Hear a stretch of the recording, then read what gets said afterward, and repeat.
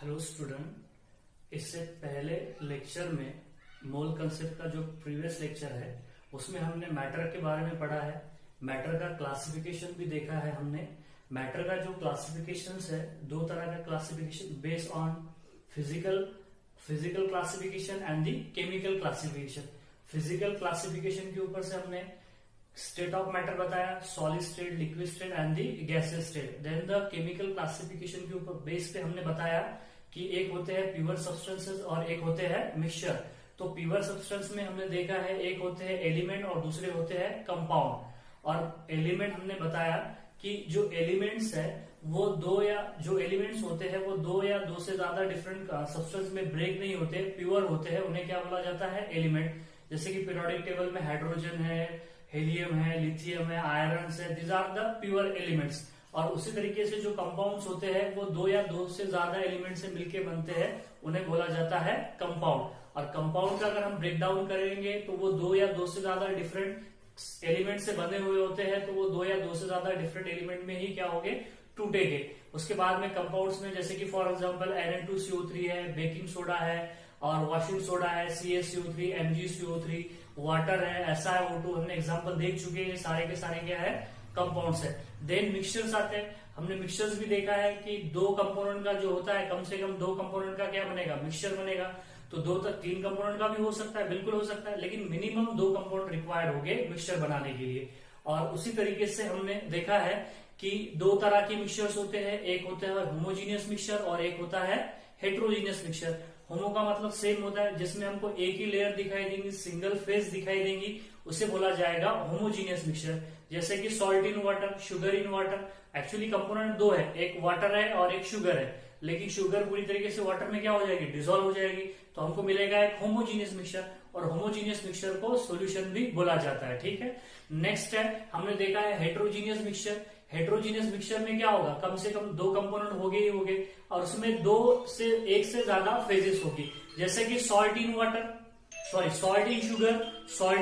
Sugar, या फिर क्या बोल सकते हैं हम यहाँ पे, that is mixture of oil in water. ये सभी के सभी किसके एग्जांपल्स हो गए, हेट्रोजीनियस मिक्सचर के एग्जांपल्स हो गए। अब यहाँ पे देखिए, मैंने आपको बोला था मैटर को क्या होता है, मास होता है, और वो क्या ऑक्युपाई करता है, स्पेस ऑक्युपाई करता है। तो मैंने आपको प्रीवियस लेक्चर में ही बताया था यूनिट ऑफ मासेस। तो यूनिट ऑफ मासेस में देखिए, फिर से बता रहा हूं, यहाँ पे हमने यहाँ पे किलोग्राम और एक क्या लिया, ग्राम लिया। किलोग्राम का कन्वर्शन हम ग्राम में कर सकते हैं by multiplied by 10 to the power 3, और ग्राम का कन्वर्शन हम किलोग्राम में कर सकते। ये कन्वर्जन आपको आना चाहिए, सिंपल कन्वर्जन है लेकिन आना चाहिए, क्योंकि हमको जो प्रॉब्लम दिए जाते हैं उसमें हमको सब्सटेंस का मास ग्राम में दिया जाता है, दूसरे सब्सटेंस का मास किलोग्राम में दिया जाता है, तो हमको इंटर कन्वर्शन वहां पे आना चाहिए।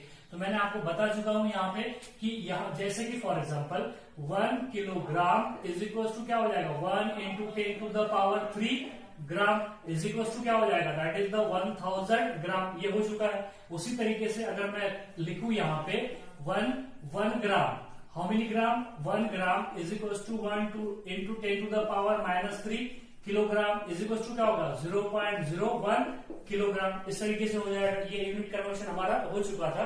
उसके बाद में दूसरा यूनिट कन्वर्शन है, वो है that is the units of volume. Units of volume में तीन तरह के, जैसे कि किलोग्राम और ग्राम, जो कि दो यूनिट्स है किसके, मास के यूनिट्स है।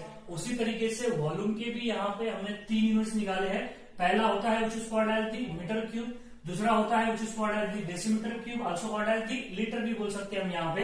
नेक्स्ट होता है सेंटीमीटर क्यूब, सीसी, या फिर इसको क्या बोला जाएगा, ml बोला जाएगा।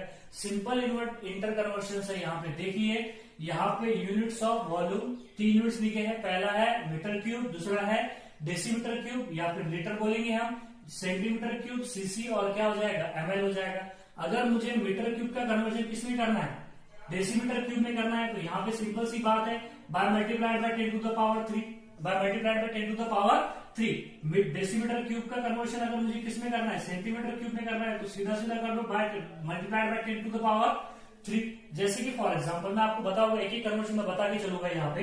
अगर मुझे मीटर क्यूब का कन्वर्शन डायरेक्ट सेंटीमीटर क्यूब में या ml में अगर करना है, तो क्या हो जाएगा, 10 to the power 6, 10 to the power 3 plus 10 to the power 3 is equal to क्या हो जाएगा, 10 टू द पावर 6। जैसे कि फॉर एग्जांपल देखिए आप यहाँ पे, अगर मेरे पास 1 मीटर क्यूब का मुझे पूछा गया कि कितना डेसीमीटर क्यूब होगा, तो क्या लिखूंगा मैं 1 × 10⁻³ डेसीमीटर क्यूब, या फिर उसी को क्या बोलोगे आप, लीटर बोलोगे। इसका क्या मतलब होगा 1000 डेसीमीटर क्यूब और 1000 लीटर, यही तो मतलब होगा इसका कि 1 metre cube is equal to 1000 litre और 1000 डेसीमीटर क्यूब। या फिर यहां से ये कन्वर्शन देख लो आप, अगर आपको पूछा गया 1 डेसीमीटर क्यूब, 1 डेसीमीटर क्यूब या फिर 1 लीटर इज इक्वल टू 1 ×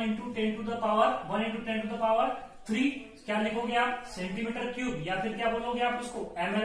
ये तो बात आपको पता है, which is equal to 1000 ml और 1000 सेंटीमीटर क्यूब, ऐसा बोल सकते हैं आप 1000 सेंटीमीटर क्यूब, या फिर क्या बोलोगे आप 1000 ml। आपने देखा है कि 1 litre is equal to 1000 ml, 1 litre is equal to क्या होता है 1000 ml। नेक्स्ट देखिए यहाँ पे इंटर कन्वर्शन, यहाँ पे हम क्या कर सकते हैं, डायरेक्ट भी कन्वर्ट कर सकते हैं। देखो डायरेक्ट भी कन्वर्ट करके बता देता हूँ, 1 metre cube is equal to 1 metre cube is equal to 1 × 10⁻6, क्या लिखोगे आप, सेंटीमीटर क्यूब, या फिर क्या लिखोगे आप यहाँ पे ml। आप कर सकते हो, उसको समझ में आ रही है बातें। नेक्स्ट देखिए उसी तरीके से सेंटीमीटर क्यूब का कन्वर्शन लीटर में, ml का कन्वर्शन किस में, लीटर में या डेसीमीटर क्यूब में, बाय मल्टीप्लाइड बाय 10⁻³ करना है। यहां से भी ऐसा ही करना है, बाय मल्टीप्लाइड बाय 10⁻³ करना है। यहां से यहां पे अगर कन्वर्ट करना है तो बाय मल्टीप्लाइड बाय 10⁻³ आपको बातें समझ में आ रही है। देखो मैं कुछ कन्वर्शन बता देता हूँ। 1 centimetre cube is also called as the ml is equal to हो जाएगा 1 × 10⁻³ क्या बोलोगे, डेसीमीटर क्यूब और also called as the litre, which is equal to क्या हो जाएगा, that is 0.001 decimetre cube also called as the litre, ऐसे तो हो जाएगा। Next 1 litre is equal to how many metre cube, so that is the 1 litre और also called as the decimetre cube is equal to क्या हो जाएगा 1 × 10⁻³ metre cube is equal to 0.001 क्या हो जाएगा, मीटर क्यूब हो जाएगा। उसी तरीके से आप क्या कर सकते हो, ml का कन्वर्शन डायरेक्ट मीटर क्यूब में किया जा सकता है बाय मल्टीप्लाइड बाय 10 क्या हो जाएगा यहाँ पे 6 हो जाएगा। तो आप इसके तरीके से क्या कर सकते हो, यहाँ पे इंटर कन्वर्शन कर सकते हो। ये छोटे छोटे इंटर कन्वर्शन है, मैं एक एक लेक्चर में आपको सारे इंटर कन्वर्शन धीरे धीरे करके बताने वाला हूँ। अभी आपको 2 इंटर कन्वर्शन बताया है, एक है मास किलोग्राम का ग्राम में, ग्राम का किलोग्राम में, और वॉल्यूम का भी इंटर कन्वर्शन बताया है। दैट इज द यूनिट ध्यान में रखना है। पहला है which is called as the metre cube, दूसरा है decimetre cube also called as the litre, तीसरा जो है वो है सेंटीमीटर क्यूब जिसको सीसी बोला जाएगा, ऑल्सो कॉल्ड एज क्या बोलोगे आप इसको ml बोलोगे। सिंपल इंटर कन्वर्शन से ध्यान में रखना। नेक्स्ट लेक्चर में हम टेम्परेचर क्या होता है, टेम्परेचर के यूनिट क्या होते हैं, सिंपल इंटर कन्वर्शन है, आपको मैं साइमल्टेनियसली बताते रहूंगा। ठीक है, अब यहाँ पे देखिए हमने बोला था कि जो एलिमेंट्स है, एलिमेंट्स क्या होते हैं, एलिमेंट्स मैंने बोला है आपको दो या दो से ज्यादा डिफरेंट कंपाउंड में नहीं, मतलब वो टूटेंगे नहीं, तो उसको क्या बोला जाएगा, प्योर होते हैं, उसको बोला जाता है एलिमेंट। लेकिन जब दो एलिमेंट कंबाइन होते हैं, दो डिफरेंट एलिमेंट जब कंबाइन होते हैं तो क्या बनता है, कंपाउंड बनता है। क्या बनता है, कंपाउंड। तो वो जो मतलब जब दो एलिमेंट कंबाइन होंगे और फॉर्म करेंगे कंपाउंड, तो उसके लिए कुछ लॉज है, उसके लिए कुछ क्या है, लॉज है। तो वही लॉज हम आज डिस्कस करने वाले हैं। देखिए यहाँ पे उसे बोला जाता है लॉज ऑफ केमिकल कॉम्बिनेशन। क्या बोलते हैं उसको, लॉज ऑफ केमिकल कॉम्बिनेशन। तो लॉज ऑफ केमिकल कॉम्बिनेशन में यहाँ पे हमने 4 लॉ देखने वाले हैं। पहला जो लॉज है that's law which is called as the laws of conservation of mass. आपने laws of conservation of energy तो पढ़ा होगा, उसी तरीके से laws of conservation of mass भी है। यहाँ पे नेक्स्ट है laws of definite proportion, laws of definite proportion. Next law है that law which is called as the laws of multiple proportion. Next जो लॉ है that law which is called as the Gay Lussac law, Gay Lussac law. So this are the laws of chemical combination. Sorry यहाँ पे लिखा है laws of combination या laws of chemical combination भी बोल सकते हैं। मैं लॉज ऑफ केमिकल कॉम्बिनेशन लिख देता हूँ। So this are the laws of chemical combination. अब यहाँ पे देखिए ये जो लॉज ऑफ केमिकल कॉम्बिनेशन है, आपको बातें समझ में आ रही है कि जब दो डिफरेंट एलिमेंट कंबाइन हो गए तो क्या होगा, उसके लिए कुछ लॉज बताए गए। तो that is laws of conservation of mass, laws of definite proportion, laws of multiple proportion and the laws of multiple proportion, then Gay Lussac law. तो देखो विदाउट वेस्टिंग टाइम हम डायरेक्ट जंप करते हैं laws of conservation of mass. तो laws of conservation of mass क्या कहता है? Laws of conservation of mass कहता है कि मास जो होता है वो क्या होता है? कंजर्व होता है। मतलब सुनिए यहाँ पे कि mass neither be created nor be destroyed, मतलब मास को हम पैदा नहीं कर सकते, ना ही उसे खत्म किया जा सकता है during the process. During the which process? During the physical और दी केमिकल चेंजेस। जब केमिकल कोई भी सब्सटेंस में चाहे केमिकल चेंज आओ या फिर फिजिकल चेंज आओ, तो ड्यूरिंग दिस प्रोसेस मास कभी भी खत्म नहीं होगा। मास कभी भी खत्म नहीं होगा और मास यहाँ पे जनरेट भी नहीं होगा। तो मतलब जितना मास, हम ऐसा बोलेंगे, जितना मास कंज्यूम होगा उतना ही मास क्या होगा यहाँ पे? प्रोड्यूस होगा। समझिए बात को कि mass neither be created nor be destroyed during a physical और the chemical change. During chemical और physical change mass neither be created nor be destroyed, and this laws of conservation of mass was given by our scientist Antoine Lavoisier. Antoine Lavoisier ने ये laws दिया था जिसको बोला जाता है laws of conservation of mass. अब समझिए बात को, यहाँ पे मेरे पास में हमने बोला है कि कंपाउंड कब फॉर्म होंगे, कि जब दो एलिमेंट कंबाइन होंगे तब क्या फॉर्म होगी? कंपाउंड फॉर्म होगी। मेरे पास में एक एलिमेंट है ए, मेरे पास में एक एलिमेंट है that element which is called as the A. अगर वो बी के साथ में कंबाइन हुआ, अगर बी के साथ में कंबाइन हुआ तो क्या फॉर्म करेगा? ए बी फॉर्म करेगा। क्या फॉर्म करेगा? A B. तो जो एलिमेंट कंबाइन हो रहे हैं, दिख रहे हैं आपको कौन कौन कंबाइन हो रहा है यहाँ पे? मुझे बताइए। ए और प्लस क्या हो रहा है? बी हो रहा है। तो इनको बोला जाता है रिएक्टेंट। क्या बोलते हैं इनको? What do you call them? Reactant. जो ए और जो बी है, जो कंबाइनिंग स्पीशीज है, उनको क्या बोला जाता है? रिएक्टेंट। और जब दो एलिमेंट कंबाइन होने के बाद में जो नई स्पीशीज बनती है, नई स्पीशीज जो प्रोड्यूस होती है, जो फॉर्म होती है, उसे बोलते हैं which is called as the product. उसको क्या बोलते हो आप? प्रोडक्ट। तो यहाँ पे ध्यान रखना कि जो स्पीशीज कंबाइन होगी और फॉर्म करेगी कंपाउंड, तो जो कंबाइनिंग स्पीशीज है उन्हें बोला जाता है रिएक्टेंट। और जो स्पीशीज रिएक्टेंट के कंबाइन होने के बाद में प्रोड्यूस होगी, फॉर्म होगी, उसे क्या बोला जाएगा? प्रोडक्ट बोला जाएगा। क्या बोला जाएगा? प्रोडक्ट। तो यहाँ पे एक हमने बताया, ये तो या तो फिजिकल चेंज होगा या तो केमिकल चेंज होगा। आपको पता है फिजिकल चेंज में जैसे कि melting of ice, boiling of water, ये क्या है? फिजिकल चेंज है। अगर मेरे पास में अगर कोई लकड़ी है, यहाँ पे देखिए ये लकड़ी एक वुडन स्ट्रिप है, अगर मैं इसे जला दूं तो क्या हो जाएगा? एक तो क्या हो जाएगा? रेसिड्यू मिलेगा, ऐश मिलेगी, और एक क्या मिलेगा? इसमें से CO2 गैस लिबरेट हो जाएगा। तो इसका मतलब है अगर मेरे पास में ये 1 kg का लकड़ी का टुकड़ा है, अगर मैं इसे जला दूंगा तो मुझे जो ऐश प्लस CO2 जो गैस मिलेगा, उनका जो मास रहेगा वो कितना रहेगा? 1 kg रहेगा। मतलब समझिए कि रिएक्टेंट का मास जितना कंज्यूम होगा ड्यूरिंग दिस रिएक्शन और ड्यूरिंग दिस प्रोसेस, उतना ही मास प्रोडक्ट का क्या होगा? फॉर्म होगा। आपको बातें समझ में आ रही है? इस लकड़ी का टुकड़ा 1 kg का है, अगर मैं इसे जला दूं तो इसका 1 kg हमको क्या मिलेगा? रेसिड्यूज प्लस CO2 लिबरेट होगा। रेसिड्यूज प्लस CO2 मतलब sum of mass of reactant is equal to sum of mass of product. मतलब समझिए यहाँ पे कि जितना मास रिएक्टेंट का रिएक्शन में कंज्यूम हो रहा है, ये केमिकल चेंज है या फिजिकल चेंज है, कुछ भी बोलिए आप, या तो फिजिकल चेंज या तो क्या बोलोगे आप इसे? Chemical change. तो इस रिएक्शन में रिएक्टेंट का जितना मास कंज्यूम होगा उतना ही मास क्या प्रोडक्ट का यहाँ पे फॉर्म होगा। मतलब मास ना ही घटेगा ना ही बढ़ेगा। तो मास क्या होता है? कंजर्व होता है। फिर से सुनिए, यहाँ पे मैं फिर से लिखता हूं, यहाँ पे इसे रब कर देता हूं क्योंकि आपने लिखा है। तो ये देखिए यहाँ पे मैं बता रहा हूं आपको कि that is the mass of, यहाँ पे क्या लिखोगे आप? मास ऑफ रिएक्टेंट। मास ऑफ क्या लिखोगे यहाँ पे? रिएक्टेंट। या तो फिर हम क्या लिखेंगे? Sum of. क्या लिखेंगे यहाँ पे? Sum of mass of which reactant. Mass of reactant is equal to sum of mass of product. Sum of the mass of product. मतलब ड्यूरिंग द फिजिकल चेंज और केमिकल चेंज जितना mass of reactant क्या होगा? Consume होगा, उतना ही mass of product क्या होगा? यहाँ पे फॉर्म होगा।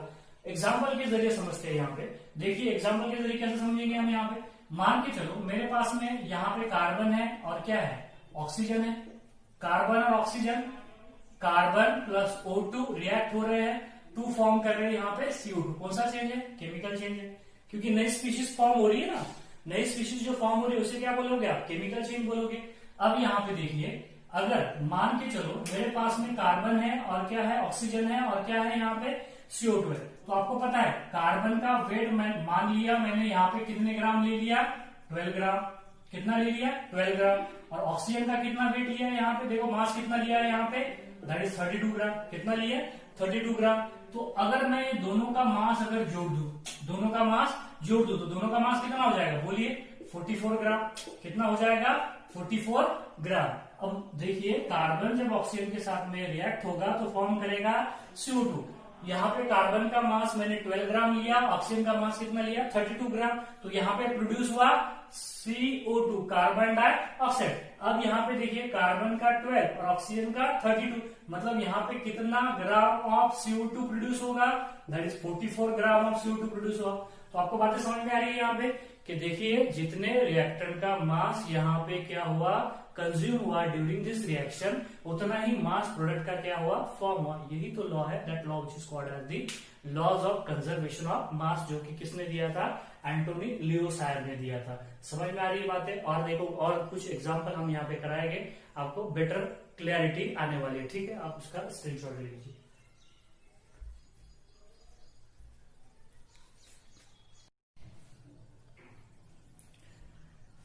Laws of conservation of mass का एक लिमिटेशन है, that is not applicable for the nuclear reaction, it is applicable only for the chemical reaction. सिर्फ केमिकल रिएक्शंस के लिए ही ये अप्लीकेबल है, न्यूक्लियर रिएक्शंस के लिए अप्लीकेबल नहीं। क्योंकि न्यूक्लियर रिएक्शन में क्या होता है? एनर्जी का कन्वर्शन मास में होता है, मास का कन्वर्शन किसमें हो जाता है? एनर्जी में हो जाता है। ठीक है, तो ये बात ध्यान में रखना आप कि यहाँ पे न्यूक्लियर रिएक्शन के लिए laws of conservation of mass applicable नहीं है। तो यहाँ पे देखिए हमने देखा है कि laws of conservation of mass क्या कहता है कि sum of mass of reactant is equal to sum of mass of product. मतलब ड्यूरिंग द केमिकल रिएक्शन जितना मास ऑफ रिएक्टेंट कंज्यूम होगा उतना ही मास ऑफ प्रोडक्ट क्या होगा? फॉर्म होगा। एग्जांपल से समझते हैं। यहाँ पे दिया है 10 ग्राम ऑफ CaCO3 को हीट किया गया, उसने हमको 4.4 ग्राम ऑफ CO2 दिया और प्लस क्या दिया? x gram of CaO। तो हमको फाइंड आउट करने को बोला है मास ऑफ CO। तो देखिए यहाँ पे कि CaCO3 है, इसको हीट किया गया, हीट करने के बाद में हमको उसने क्या दिया? CaO दिया, कैल्शियम ऑक्साइड प्लस क्या दिया? यहाँ पे CO2 दिया। तो हमको दिया गया था कि CaCO3 का मास कितना है? 10 ग्राम, ये देखो दिया है, और CO का हमको निकालना है जो कितना दिया गया है? x ग्राम, जो कि निकालना है मुझे। उसके बाद में यहाँ पे देखिए और CO2 का मास कितना दिया गया? 4.4 ग्राम। तो सीधा सीधा जोड़ दीजिए, यहाँ पे क्या हो जाएगा? दैट इज 10 ग्राम। कितना हो जाएगा यहाँ पे? 10 ग्राम प्लस इसमें से ये क्या हो जाएगा? माइनस हो जाएगा। माइनस कितना हो जाएगा? 10 माइनस 4.4 इज इक्वल टू क्या आ जाएगा? x, मतलब इक्वल टू क्या आ जाएगा? That is x equal to x is equal to 5.6 gram. देखो सिंपल था यहाँ पे, बहुत ही सिंपल था यहाँ पे। इस तरीके से क्या कर सकते हैं हम? और 5.6 और 4.4 इज इक्वल टू 10। 10 कंज्यूम हुआ, 10 क्या हुआ? प्रोड्यूस हुआ। दूसरा एग्जाम्पल समझते हैं। यहाँ पे देखिए 8.4 gram of NaCO3 is added to solution of acetic acid, इसे एसिटिक एसिड बोलते हैं CH3COH को, जो कि विनेगार में प्रेजेंट होता है, जिसका मास कितना दिया है? देखो हमको NaCO3 जो कि बेकिंग सोडा है, उसका मास हमको दिया है 8.4 ग्राम, जिसको किस में डाला गया? एसिटिक एसिड में। कितने gram of acetic acid? 20 gram of acetic acid. तो उसने हमको क्या दिया? 4.4 ग्राम ऑफ CO2 वहां से क्या हुआ? रिलीज हुआ। और साथ में हमको क्या मिला है? रेसिड्यूज। रेसिड्यूज का मतलब होता है जो बचा कुचा माल है उसे बोलते हैं रेसिड्यूज। तो हमको रेसिड्यूज प्लस CO2 मिला। एसिटिक एसिड में हमने 8.4 ग्राम ऑफ NaCO3 डालने के बाद में हमको रेसिड्यूज प्लस CO2 मिला। तो CO2 का मास कितना है? 4.4 ग्राम, और रेसिड्यू का मास कितना होगा? वही तो हमको निकालना है। सो that is find out the mass of residues is left. तो देखिए यहाँ पे सबसे पहले हमको दिया गया NaHCO3 जो कि डाला गया CH3COOH में, जिसको हम एसिटिक एसिड कहते हैं। तो हमको यहाँ पे क्या मिला है? रेसिड्यूज मिला है। क्या है? रेसिड्यूज। प्लस क्या मिला है यहाँ पे? CO2। मुझे बताइए इसका मास कितना था? That is the 8.4 gram. Acetic acid का मास कितना है? 20 ग्राम।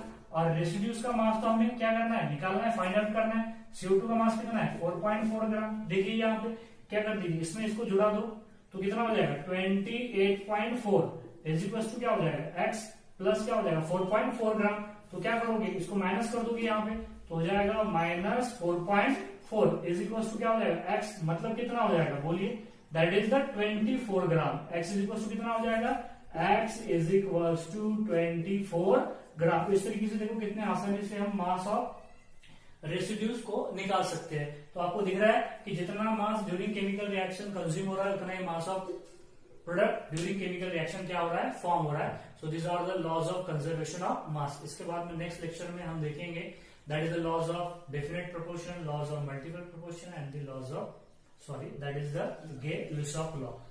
Thank you.